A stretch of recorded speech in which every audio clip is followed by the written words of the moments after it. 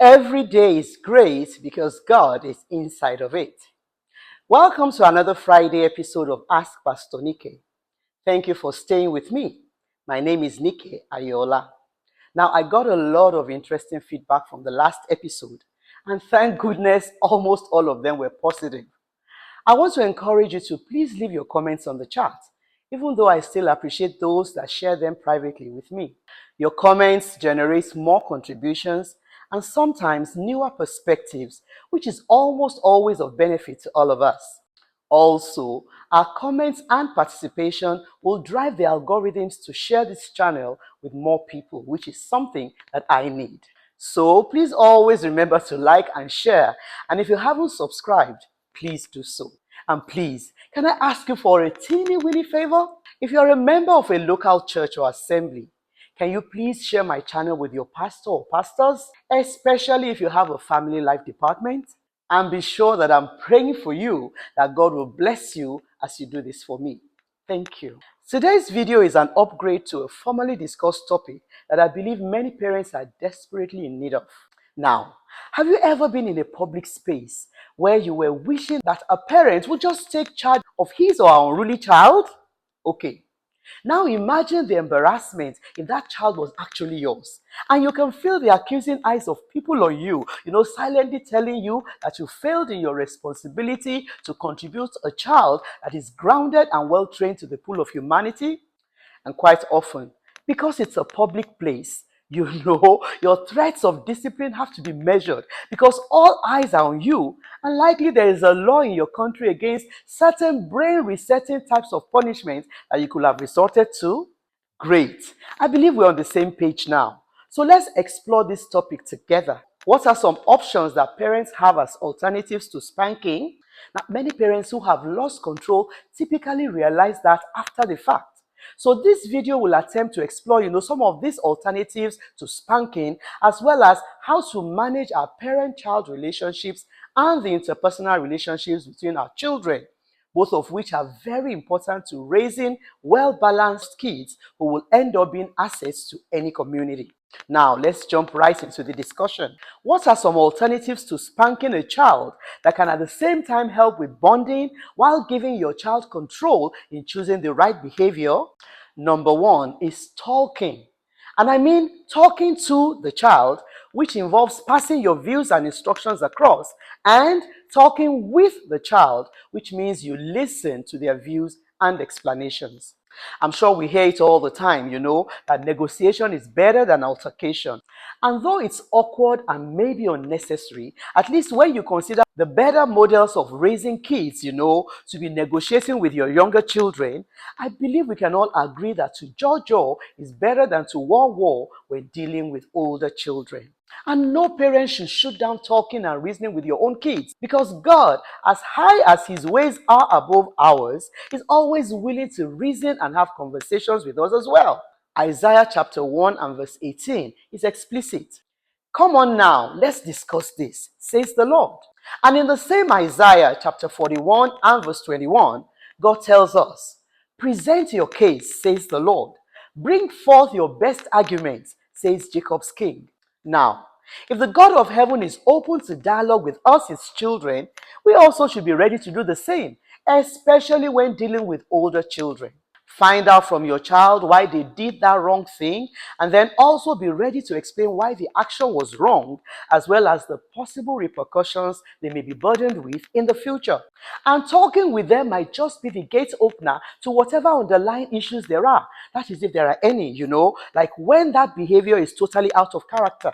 And yes, you may have done it many times before. I mean, talking to your child, but you should still do it again. Remember, love is patient. You never know. The breakthrough you are seeking might just be waiting for that next conversation. Please don't give up on your own. Number two is the withdrawal of privileges. And please, note that I said privileges, not something that is a basic need of that child. Food, shelter, and I think school are some of a child's basic needs. And it would be tantamount to cruelty to punish a child and anyone really by denying them access to their basic needs. You know what? I'm sure that the withdrawal of privileges will get the attention of most kids, especially teenagers, where nothing else works. And it should range from the outright confiscation of something like an electronic device or restriction of access, like limiting the time spent on the internet or on a computer, or a reversal of permission earlier granted for an activity, to moving curfew time for supervised outing backwards. As the parent, you should know what is bound to get your child's attention. It could also be a reduction or suspension of the child's allowance, if you do give your kids periodic allowance, that is. But if your family style is to tie the allowance to assigned chores in the home, it might not be equitable for you to suspend the allowance if they are still carrying out their chores. You should still give the allowance, but make the child unable to access the money during the period of discipline. That way, it will be just because the child will still get the money rightfully earned afterwards. Now, some parents shared with me that they use a point system where every offense reduces the child's points by so much, and what you get as your allowance depends on how many points you have left. The bottom line is that it has to involve something that will make your child pay a price, not something that the child was looking to get rid of anyway. And let me issue another word of caution here. Please remember that the punishment must match the offense, and it goes both ways. An inconsequential punishment for a truly nefarious act is an invitation to lawlessness and an opportunity to do it again, while a heavy or unusual punishment for a minor offense has the danger of hardening the child's heart and sensitivity. If you allow your child's bad behavior to go unchecked at home, I promise you, it's just a matter of time. He or she will disgrace you publicly. Number 3 is to enforce a payback of some sort, that is, from your child to the aggrieved person. What I mean is this: you hold your child accountable by making him or her do something good for whoever was impacted by their bad behavior. And this could be a sibling, a friend, a school authority, or even yourself, the parent. And many times, an apology that is sincerely made is enough. Eating crow has a way of correctly resetting our perspectives of who we ought to be. Where an apology won't cut it, however, you can make the child do a most undesirable chore. That's one chore that nobody ever volunteers to do. This alternative can be quite humbling and will make them never desire to repeat the act. And please understand that there are times when you will have to suffer with that child in order to make that punishment effective. Let me share with you one interesting style of curbing indiscipline that a sister of mine told me she uses for her kids. If, for example, your children are in the habit of leaving their stuff around carelessly and you're tired of talking to them, you can just stop yelling or spanking them about it and try this instead. Every personal item that's left lying around or that's not in its proper place goes straight to jail. And this includes all personal items like shoes, cell phones, school books, and so on. In any case, whatever item you incarcerate has to be something of consequence to the child at least. For example, most kids will be pleased if their homework or even textbook was jailed. So you want to be careful about not creating another loophole for them. Next, your child will have to pay the set bail amount in order to get any item back. And I believe this will be more effective if the bail amount is graduated, like different amounts for first offense and for repeated infractions, and higher bail amounts for items considered as more important. So mom, dad, you can go ahead and jail their shoes that have become obstacle crossings around the house. And I guarantee that your kids will quickly learn compliance with your instructions after paying the fines a couple of times. Number 4 will especially work for mothers. You as the mom can use their dad as a leverage, but this will only work beautifully if these two things are already in place. First, that there is a measure of awe that you as the mom have helped to cultivate around him, the father that is, and secondly, that you haven't formed the habit of threatening to report every minor offense to their dad. As mom, the proximity we often enjoy with our kids makes them take our authority for granted. I'm sure you've heard the phrase, familiarity breeds contempt, many times before. And I should add another one that I harvested from a teaching that I watched online recently. Proximity reveals flaws. The truth is that most children will hate to disappoint a loving and sacrificing dad. So when you look at that child soberly and say, I'm sorry, but I have to tell your dad about this, something, a shifting is bound to happen in their hearts. This is, however, one leverage you have to use very sparingly to ensure its effectiveness. Now, let me add another dimension that many of us are still quite insensitive to. Parents of children with special needs have it extra difficult because the society makes no exceptions for such kids. And there's enough blame to go around on this matter. A father or mother who is caring for an autistic child, for example, needs empathy and understanding from us and not further vilification. They are already under immense pressure.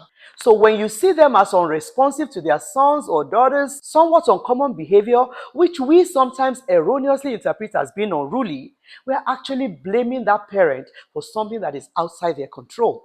Now, the flip side is that parents of such children with special needs also engage in self-blame, holding themselves responsible for their child's condition and feeling ashamed of the poor child, as if the situation is wholly their fault. They assume responsibility for a situation that's actually outside their control.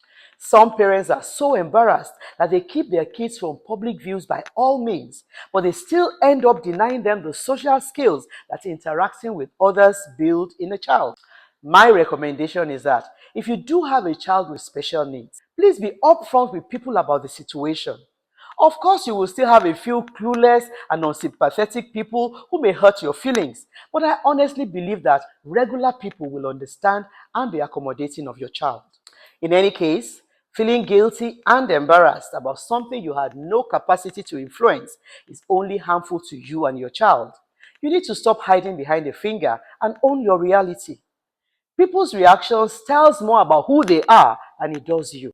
Now, let's talk a little bit about some ways to help your kids manage their interpersonal relationships. I believe that sibling rivalry and future animosity towards each other among our children can be avoided if we pay attention to and try some of these suggestions. First and foremost, never take sides if there is an issue between your kids, even when you know who is right or wrong. What you want to do is to draw them together, not alienate them from each other. And taking sides will usually do that. Constantly blaming one person, even if they are in the wrong more frequently, and you know that happens from time to time, will only make that child give up trying. He or she will conclude that they can't please you anyway, so why bother? Also, it is grievous injustice to come to a conclusion over any matter based on antecedents. You damage your child's psyche when you say things like, I know you are the one responsible, before hearing the full story. You have to hear every side before attempting to broker peace. That way, your kids, especially the quiet, unassuming, or introverted ones, know that they have a fighting chance. Secondly, whenever you have to settle a quarrel or misunderstanding between your children, you must make them know that you love each one of them specially. A parent's heart is inelastic enough to accommodate love for as many children as they are blessed with. Now, I have to talk here about this bad attitude of having favorites if you are fortunate to have more than one child. Playing favoritism is a guaranteed way of ensuring lack of cohesion among your children. And please, don't think it's not your fault, because it is. Parents have been empowered by the divine to love all their children equally. And yes, you may love them differently because some may require more attention than others, but you must be known to love them equally. Each one of your kids should be convinced they are your favorite for you to be regarded as a successful parent, in my opinion. And then, please don't play the superiority of sex game that is so prevalent among African families. Mom, your son is not your husband, so please don't sour him for that poor lady he's going to marry in the future. Each child is precious, irrespective of their sex. Thirdly, you should make your children know they are responsible for each other. Help them to understand right from when they are young that there must never be competition between them. Teach them that those who achieve earlier success must be willing to help any one of them who is struggling. And while I'm not saying that the comfortable ones, should become enablers of others who are not pulling their weight, we all must understand that no one individual succeeds alone or solely by their own efforts. I strongly recommend that you cover your children with prayers that each one of them will be successful in their lives without having to wait for their older or younger siblings before doing anything. There is an anonymous quote I saw a while back that I believe is very relevant to quote here. Before you impress the street, make sure nobody is hungry in your family. Number 4, help your older children understand that seniority confers both rights and responsibilities. And try to share gifts and opportunities as equitably as possible so you don't make the younger ones feel like they are permanently disadvantaged. I am number 5. I promise you, I know what I'm talking about. And again, under point number 4, make sure you pay attention to your younger children, especially. Look, if you have established a family tradition that the older children have had to go through, make sure you enforce it with the younger children as well. If, however, you feel the need to discontinue that tradition for whatever good reason you may have, please take the time to brief the older children about the change. You at least owe them that explanation. I'm sure we can all agree that parents soft pedal and are usually more relaxed when it comes to raising their younger kids. Maybe because they've run out of steam or because they are better informed later on in life. Your older children should know what has changed and why, so they don't start feeling you care more about their younger siblings than you do for them. Some of these things are capable of creating resentments in their hearts towards their brothers or sisters. Finally, let's talk about comparisons and what you should never do as a parent. First, don't compare your kids with each other, whether publicly or privately. And secondly, don't compare your kids with other people's children. Some of our children are early starters, while some are late bloomers. Even identical twins may not share the same strengths, passions, or weaknesses. So, statements like, "Why can't you be like your brother or sister?" is capable of damaging the amity that should naturally exist between siblings. Constantly repeating one child's success or prowess to the others with the intention of making them work harder or better will very often have the opposite effect or outcome. It might make them desire the failure of that successful sibling secretly. And if your star child unfortunately falls from your pedestal in the future, you can be certain that he or she will get no sympathy from the other siblings. And you don't compare your own kids with other people's children because you never get to hear the whole story. It is natural for people to only present the side of the story that favors them. You will too. Nobody will willingly tell you the downside of their kids. So you should never be quick to challenge your own children based on the half or embellished story that you heard. Look, if you are fond of praising other people's children and never yours, you will make them, your kids that is, feel you don't value them, and they will come up with all kinds of excuses to avoid you or even stop sharing their good news with you altogether. Please remember to always pray for friendship and unity among your children, because praying will never go out of style or become overrated. Now, I don't know if you noticed, but I actually carved out the portion of today's video that's supposed to address how to manage parent-child relationships properly, because there are some very important points that I will be needing to make that I promise you don't need to get lost in the middle of the video somewhere. Hopefully, I will be addressing this subtopic next Friday with prayers and a strong conviction that each parent will doubtlessly receive great insights and action tips from that and every episode. The credits for a lot of the suggestions in this video go to my husband, Pastor Henry, my big sister, Remi Akiniroye, my younger sister and friend, Doyin Afonja, and my first book, Don't Ruin Their Lives, Taking Responsibility for Your Child's Future, which is available on Amazon.com as ebook and in print. I'm really looking forward to connecting with you again next week. But for now, I pray that God's goodness and mercy will indeed follow you on a daily basis. Shalom.